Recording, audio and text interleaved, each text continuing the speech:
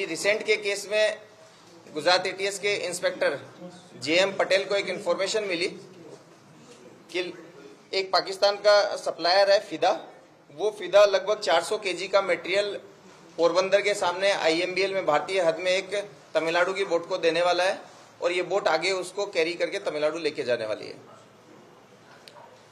इस इंफॉर्मेशन के ऊपर तात्कालिक टीम बनाई गई। गुजरात एटीएस के इंस्पेक्टर वीएन भरवाड़ और सब इंस्पेक्टर भूपेंद्र वाघेला, इनको कोस्ट गार्ड के साथ अटैच किया गया।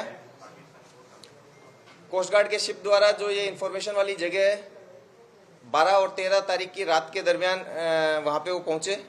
उनके रडार पे एक छोटी फिशिंग बोट पाकिस्तानी दिखाई भी दी। उस बोट को पकड़ने के लिए जब इंडियन कोस्ट गार्ड का शिप वहां पहुंचा तो इस फिशिंग बोट ने भी कोस्ट गार्ड के शिप को थोड़ी दूर से ऑब्जर्व कर लिया था।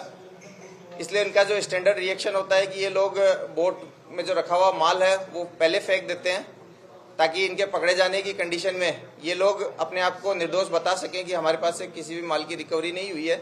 और साथ साथ इन लोगों ने पाकिस्तान के बॉर्डर की तरफ भागना चालू किया।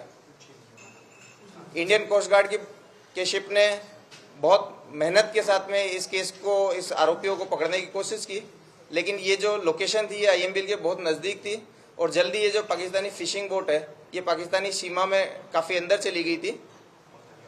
इस दरमियान ये जो मटेरियल इन लोगों ने फेंक दिया था, इस मटेरियल को रिकवर करने के प्रयास हाथ रखे गए और लगभग 311 जो पैकेट्स हैं वो रिकवर किए गए हैं।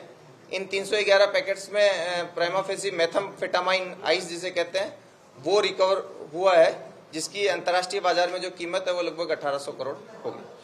नहीं, अभी इस चीज़ के बारे में नहीं कह सकते, पर हम लोग इस पर इन्वेस्टिगेट कर रहे हैं। ये जो लोकेशन जिस लोकेशन पे हम ऑपरेशन के लिए गए उसी लोकेशन पे एक्सचेंज होना था।